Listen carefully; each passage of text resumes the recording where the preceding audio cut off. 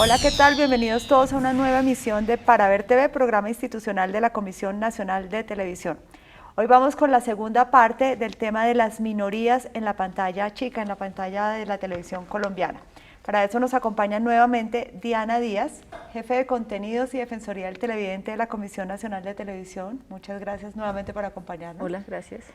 Patrick Morales. Patrick es antropólogo y, como lo dije en el programa anterior, fue la persona que ayudó, que fue el que montó el canal Cancuamo, de la comunidad Cancuama de la Sierra Nevada de Santa Marta. Gracias por estar otra vez acá. Y Juan Pablo Martí. Juan Pablo es productor de la productora Chihuahua Producciones, perdón la redundancia, y es ganador de la convocatoria de cortometrajes del Consejo Nacional de Cine. Bueno, vamos con la segunda parte de este programa, empezando con un tema que nos dejó planteado Diana en nuestra emisión anterior. Diana hablaba como de las diferentes narrativas que existen para contar los temas pues, étnicos o de otro tipo de culturas, y nos citaba acá el tema de cómo nos muestran un poco toda esta cultura oriental especialmente, y cómo podríamos de pronto hasta mirar esos ejemplos para hacerlo acá. ¿Cómo era esto? Sí, un poco el planteamiento es que nuestra mirada occidental de esas culturas ancestrales nos previene un poco frente a otras maneras de contar, ¿no? Entonces, nosotros estamos acostumbrados a cortes rápidos, a que siempre hay acción, a que siempre sucede algo, y muchas veces uno se enfrenta a algunas narrativas como las orientales, donde es una forma de contar muy contemplativa, ¿no? Y eso de pronto, si viene de la India o si viene de Irán, uno dice, oh, qué pintoresco. Pero en el momento de confrontar a nuestras propias culturas ancestrales y grupos étnicos en ese tipo de narrativas, pues nos inquieta y nos molesta un poco, no nos sentimos cómodos. Entonces yo creo que también hay que hacer un trabajo de formación de públicos, de manera que se sensibilicen frente a esas otras narrativas y que, digamos, que sobrepasen la incomodidad frente a una narrativa distinta y comiencen a sacarle jugo, a sacarle provecho a lo que está allí de fondo y a lo que se está contando, porque también en eso está aceptar la diferencia. Es un poco lo que propongo, y también ese trabajo de sensibilización tendría que ser con los mismos productores, ¿no? Eso quería preguntarle a Juan Pablo, desde su punto de vista, ¿cómo ve esto? ¿Es un reto creativo? Chévere, muy chévere cambiar como esa estética, esos planos tan quietos, japoneses, que aquí desesperan a la gente, pero que puede ser muy bonito mostrarlo. Y se haría con las comunidades étnicas. Pero claro que, perdón Diana, no me imagino yo uno con unas comunidades tan parranderas y como los chocuanos haciendo un tema contemplativo. Total, también mirar qué se quiere contar y a quién pertenecen esas narrativas, claro. ¿O no? Ese es el reto. Claro, contar, ¿no? Diferentes formatos también. Ahora se puede trabajar con una cámara y un portátil. Entonces, hablar con las comunidades étnicas y como hacer un equipo de producción con alguien en cabeza que tenga el conocimiento de producción, pero que ellos también sean los creativos. Juan Pablo se nos adelantó un poco a un tema que vamos a plantear, y es el tema de la tecnología. Pues que eso ha hecho también, o eso puede hacer que haya más acceso desde el punto de vista de la producción, ¿o no, Patrick? Sí, sin duda, pues en la experiencia que tuvimos en la Sierra Nevada, por ejemplo, trabajamos con celulares también, hicimos Filminutos, con Handycam, es decir, la tecnología de alguna manera, y en eso compartimos un poco la mirada con Diana también, ha democratizado el acceso a la televisión, por lo menos a la producción. Ahora, a la circulación de esos contenidos, bueno, ya es otro tema, pero sin duda ha sido un cambio muy importante, creo. Bueno, Patrick ha hablado de la sierra y de la experiencia en la sierra, pero no hemos contado exactamente de qué se trata. Cuéntenos un poquito, Patrick, cómo fue esto de montar un canal, que es quizá la primera experiencia que hay en este sentido, ¿o no? Sí, la experiencia del canal indígena de televisión Cancuama TV surge por una iniciativa de la Comisión Nacional de Televisión, una iniciativa de la comunidad Cancuama, apoyada por la Comisión Nacional de Televisión, en su momento por el comisionado Eduardo Noriega, en el 2006. Es un proyecto que va madurando poco a poco y que se confrontó en la Comisión Nacional de Televisión a una serie de imaginarios como los que hablábamos en el pasado programa. Los indígenas Cancuamo fueron a hablar con los comisionados, y esto fue como preguntar, ¿y eso qué es? Y la hoja de coca y el poporo, y los comisionados mirando, y un poco fue descubrir, creo yo, Diana me corregirá, un mundo que la Comisión Nacional de Televisión nunca había abordado con esa cercanía para construir el proyecto de Cancuama TV. Tuvo, y te lo resumo rápidamente, tuvo un proceso de formación con los chicos de Cancuama TV, sobre todo jóvenes del resguardo, Fue un diplomado de televisión étnica apoyado por la Universidad del Magdalena y el apoyo técnico de Telecaribe, con el apoyo financiero y técnico de la Comisión Nacional de Televisión. Y finalmente hicieron su canal radiodifundido, es un canal en UHF, con equipos de buena tecnología, de última tecnología y con producción propia. Pero aquí vale la pena resaltar digamos, la combinación del occidental o de la civilización versus lo otro. O sea, está Patrick liderando, pero los que trabajan y los que hacen todo también son ellos. ¿O cómo fue esta combinación? Sí, yo lo que, un poco el papel de nosotros fue el papel como de mediadores un poco institucionales y con la comunidad Cancuamo. Yo tenía una experiencia grande con la comunidad y eso ayudó pues para el tema de la construcción del canal. La idea de estos proyectos es que uno en algún momento se retire, porque es un proyecto de la comunidad para la comunidad. Entonces hay un momento que se termina el proceso y ahora ellos mismos, los chicos jóvenes que están allá, que antes se dedicaban a sus fincas, al trabajo de la, digamos, agrícola, están liderando el proceso con el apoyo de la organización indígena Cancuama, que es como sus mayores y las autoridades. Pero uno entiende que estos procesos, uno es un traductor un poco hasta un cierto momento y luego si la apuesta es verdadera por una narrativa propia, pues uno se tiene que ir. ¿Qué experiencias hay? ¿Qué otro tipo de experiencias similares hay? ¿Esta es la única con la que contamos en el país? No precisamente, digamos que no tanto como la modalidad de televisión o de canal étnico como Cancuamo, ese efectivamente es la primera experiencia. Pero en la modalidad del servicio público de televisión de canal regional está Teleislas, ¿no? Que cumples como con el modelo de trabajo del canal regional, pero sus historias son completamente raizales y sus realizadores son raizales. Entonces digamos que es un híbrido en términos, digamos que legales y jurídicos, pero lo que está allí es la presentación de una cultura arraigada con el creole y con todas sus características. Eso en términos de democratización del espectro y de acceso pues, al espectro a partir de contenidos étnicos. Por otra parte, pues lo mencionamos en el programa anterior, ha habido unas experiencias de producción de contenidos étnicos por parte de los grupos y de las comunidades que han sido exitosas, que han dado herramientas a las comunidades étnicas pues, para contarse a sí mismas y que han llegado a un punto de desarrollo hasta un momento dado, ¿no? Es otra modalidad, yo creo que es otra manera interesante de tejer contenidos en la pantalla, tanto occidentales, mestizos, como contenidos étnicos, es otra probabilidad interesante. Bueno, vamos a un primer corte de mensajes institucionales y ya regresamos.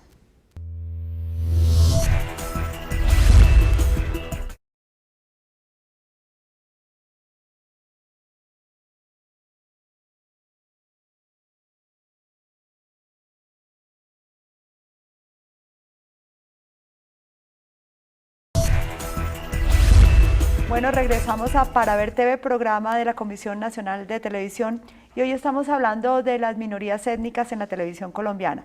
Antes de continuar con nuestro tema acá en el estudio, los invito a ver la siguiente nota que hicimos con Daniel Piñacue.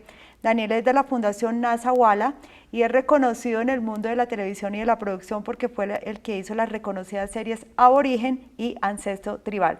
Veamos la experiencia que él nos va a contar.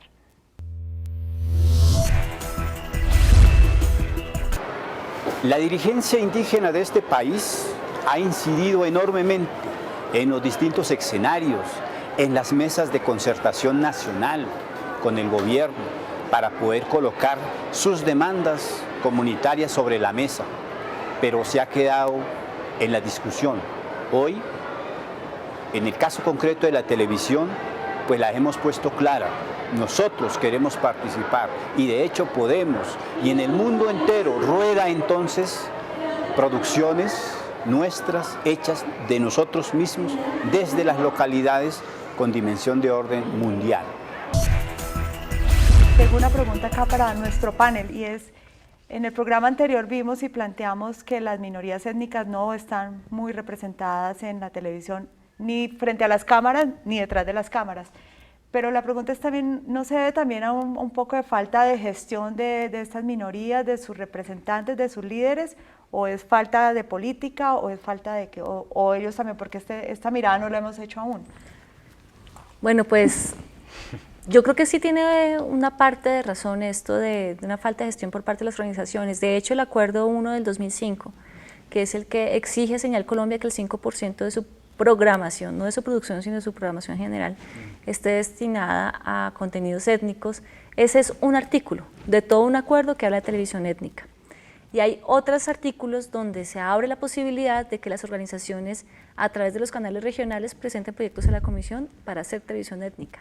Y apenas hasta este año, 2011, se recibió la primera propuesta de Raizal TV. O sea, una propuesta que se llama Raizal TV, que viene a través de Teleislas, que está en estudio.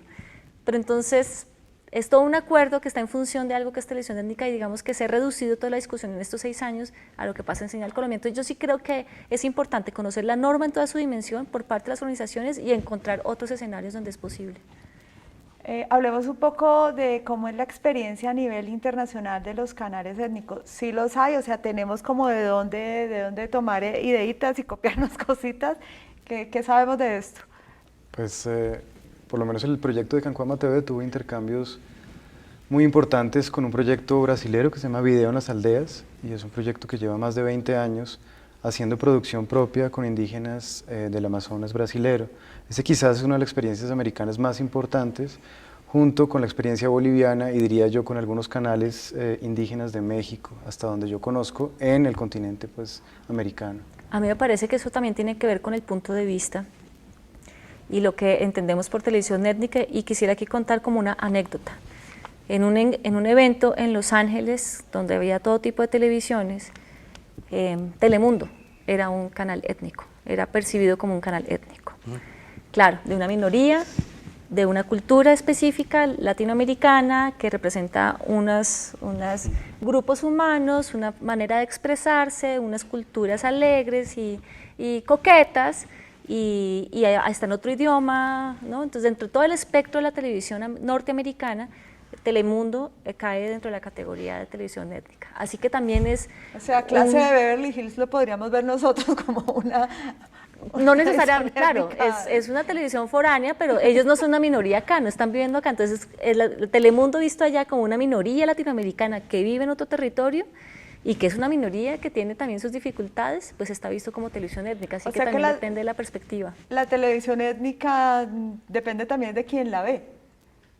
Claro. Es percibida, también claro. es percibida, ok. Puede ser. Y del marco normativo que define el multiculturalismo. Pero si yo no sé de marcos normativos, si no sé de legislación, si no soy un simple televidente, ¿depende del televidente cómo lo perciba? Claro, es que por eso es tan importante la otra parte de la televisión. El 50% lo hacen los televidentes. Y si tú eres una cancuama viendo un programa cancuamo, no vas a tener en tu mente eso es televisión étnica. Estás viendo eso es televisión y estoy viendo mi cultura, ya, es normal.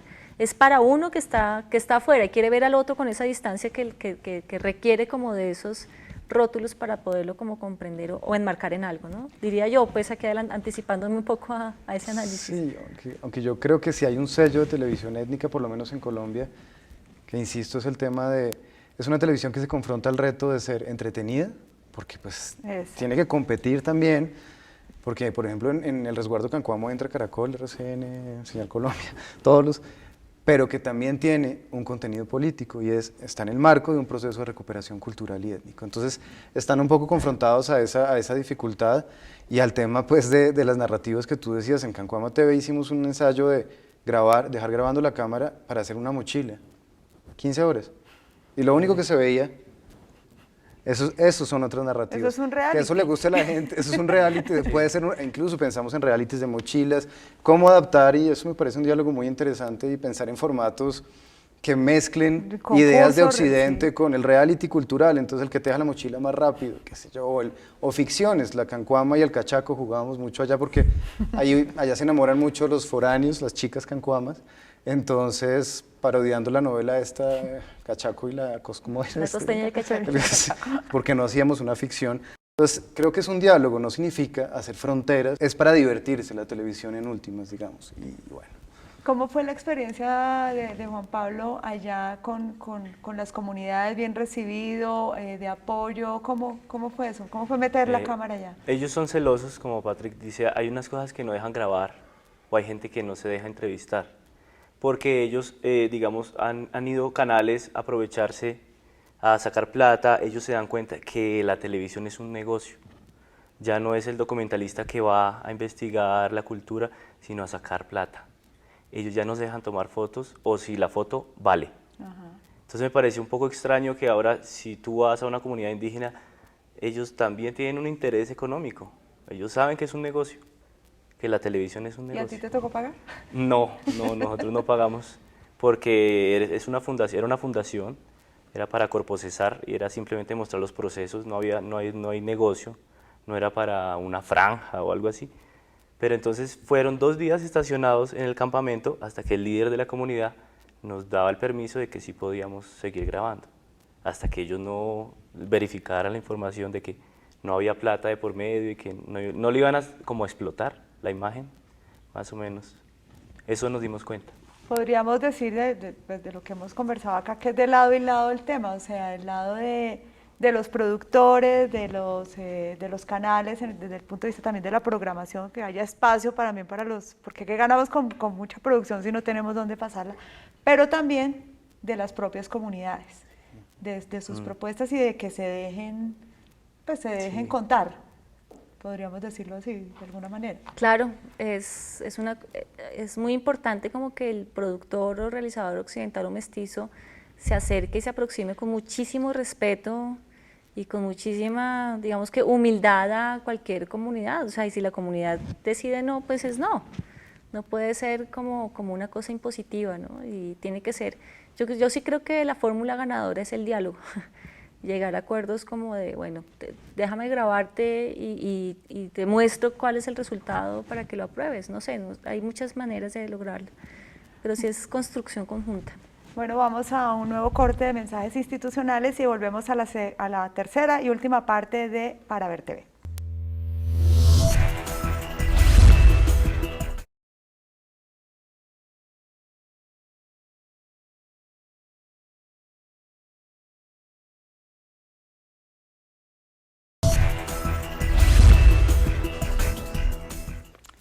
Bueno, estamos de regreso en Para Ver TV, programa de la Comisión Nacional de Televisión. Diana, que es la defensora del televidente y la jefe de contenidos de la Comisión Nacional de Televisión, en nuestra primera emisión de este programa que tiene que ver con las etnias, hablaba del tema de que hemos evolucionado, que en todo caso estemos no tan bien como quisiéramos, pero sí estamos muchísimo mejor de lo que estuvimos hace 30 años. ¿Cómo es ese análisis? Pues ese análisis apunta a que las condiciones que se han dado en los últimos 20 años permiten hablar de una democratización del espectro para comunidades indígenas que hasta antes del 91 no era posible. O sea, la Constitución sí marca una diferencia. Antes, estas comunidades indígenas se mostraban por el blanco, por el occidental, en una mirada completamente exoticista y tropical de lo que pasaba en las comunidades indígenas. Incluso recuerdo, si ustedes se acuerdan, bueno, me contaron, en una producción a La Pezuña del Diablo, los actores eran blancos pintados de negro. Bueno, ese tipo de representaciones que se presentaron tanto en la ficción como en los mismos documentales, pues caían en todo tipo de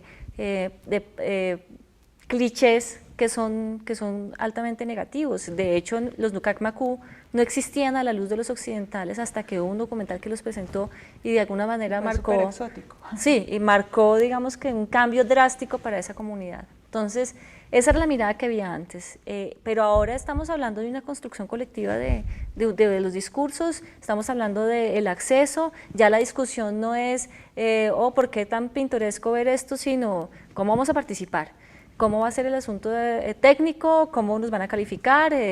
¿Cómo vamos a construir algo? O sea, ya superamos discusiones, las típicas discusiones de, ay, qué bonito esto, es tan divinos ellos, sino son discusiones más técnicas y más profundas y más profesionales, y creo que eso no hubiera sido posible si no se da todo un proceso constitucional de por medio. ¿Qué opina Patrick de esta mirada? No, estoy completamente de acuerdo, creo que sin duda ha habido avances, hay una mayor sensibilidad en las instituciones, digamos, por lo menos del Estado, la Comisión Nacional de Televisión, RTBC y otras sobre el tema étnico. Creo que se ha avanzado, pero creo que falta avanzar mucho también, falta avanzar en un proceso de concertación más profundo en un proceso de concientización y sensibilización del público, como tú lo decías, y eso es una responsabilidad tanto de los canales públicos, de la televisión pública, como de los canales privados que no han querido asumir. El tema de sensibilizar públicos es una responsabilidad de la televisión. ¿Cómo se sensibilizan los públicos? Abriendo un poco los formatos a otro tipo de propuestas un poco más arriesgadas, que no solamente jueguen con el rating y que no nos inunden más de realities y de otras cosas que conocemos bien. Entonces es poco a poco. Yo entiendo el tema del rating, uno lo sabe, o sea, tú que eres productor lo sabes, esto tiene que vender, pero poco a poco se puede ir abriendo, y creo que si se arriesgan van a tener incluso un buen resultado a nivel de rating. Yo creo que Colombia está lista también para ver y está pidiendo otras propuestas narrativas. Juan Pablo percibe eso, que la cosa mejor, o sea, usted es un productor joven. Sí. ¿A usted le tocó la época en que esto era como un tema como muy lejano, o ya le tocó más cercanito? No, más cercano, pero lo que estoy viendo es que la gente está pidiendo nuevos temas, está pidiendo como volver a humanizarse otra vez, y la cultura colombiana tiene muchas historias. Si yo me gané este premio solo por una pequeña cultura, ¿qué pasará en las demás? O sea, hay tantas historias que hay que contar. Nosotros no estamos contando, y hay que contarle no solo a la televisión chica, sino a la grande, ¿no? Hay que sacarlo al mundo para que la gente nos vea y nos conozca como cultura. No como Telemundo. Sí, exactamente. Y yo quisiera ahí como recoger un poco lo que dice Juan Pablo, y es que hemos avanzado mucho en la parte y también lo dijo Patrick, en la parte de producción. Pero yo quiero que el documental, que tu corto, perdón, de Juan Pablo, que el corto de Juan Pablo se vea y lo vean los públicos. Y eso es una parte importante de la cadena de valor de la producción audiovisual, es dónde se exhibe, las ventanas, la circulación, la oferta y la demanda de esos contenidos. Tenemos muy buenos productores y mucho talento, pero yo creo que a la opinión pública todavía le falta conocerlos. ¿Qué conclusiones podemos sacar de estos dos programas, Patrick? Pues bueno, primero me parece que hacer un programa sobre esto ya es un avance, que la discusión ha sido una discusión que permite comprender que los pueblos indígenas ya están en capacidad de autorrepresentarse, lo están exigiendo, lo están pidiendo, y creo que la conclusión es que la televisión, el formato audiovisual, puede ser una herramienta fundamental en su proceso de reivindicación de derechos. Diría eso como conclusión. Juan Pablo. Que le sigan apostando a estas historias, y que, como dice Diana, que se vea, que la gente los vea, no simplemente lo realizas y te lo quedas guardado porque no sirve de nada, sino que la gente lo pueda ver para que así mismo se comiencen como a culturizar, a conocer más la cultura. Eso es lo que tengo que Juan Pablo, antes de este programa, ¿usted había pensado que se puede hacer un reality con las comunidades indígenas o afro? Yo pasé una propuesta hace como 3 años de un reality sobre los cuentos y mitos de leyendas colombianas. E inclusive estuve casi llegando al tope, pero no pasó. Pero hubiera sido muy bonito porque es como contar las historias, los mitos de cada región, la Patasola, el Moán, todas esas cosas. No se ha hecho, ojalá podamos conversar. Diana, ¿qué conclusiones podemos sacar? Yo creo que el paso que sigue es construir un objetivo colectivo. O sea, no solamente es lo que queda en las comunidades, sino también lo que estamos dispuestos también a construir desde el lado de los operadores y de los mismos públicos. Y ese objetivo colectivo tiene que traducirse en acciones y en hechos, y que en realidad eso se consolide en algo que le sirva a todos, ¿no? Que sea un gana-gana para todos. No sé, algo que se dijo acá con respecto a la experiencia que tuvo Juan Pablo cuando se encontró con esta comunidad muy occidentalizada, y es también estar preparados para eso, ¿no, Patrick? Que cuando vamos a comunidad no nos vamos a encontrar es con un viejito lleno de hierbas haciendo ritos y mitos, sino que también eso es parte de una nueva cultura, pues porque el mundo ha evolucionado, y también debemos estar preparados para eso, ¿no? Sí, no, sin duda, creo que hay que cambiar la mirada. El hecho de que tengan celular y bueno, pues el vallenato, por ejemplo, que ha penetrado todos los rincones del país y se oye en todas las comunidades indígenas, diría yo. Y el reggaetón. El reggaetón, eso está ahí, hace parte de la vida de ellos, y eso no significa que también haya una serie de construcciones simbólicas muy profundas, ancestrales también, que han ido cambiando, pero que siguen siendo también un legado, digamos, de sus ancestros, y un saber que hay que reivindicar como diferente y muy valioso para Colombia. Bueno, yo meto la cucharada, y yo creo que la conclusión también es que pues finalmente todos somos colombianos, todos vivimos en este país y todos debemos tener nuestro espacio y complementarnos unos a otros. Diana, muchísimas gracias por habernos acompañado. Juan Muchas Pablo, gracias. mucha suerte con Bueno. ese corto. Sí, claro. Y pues Patrick, gracias también por haber estado Gracias acá. a ti. Nos vemos en una próxima emisión de Para Ver TV.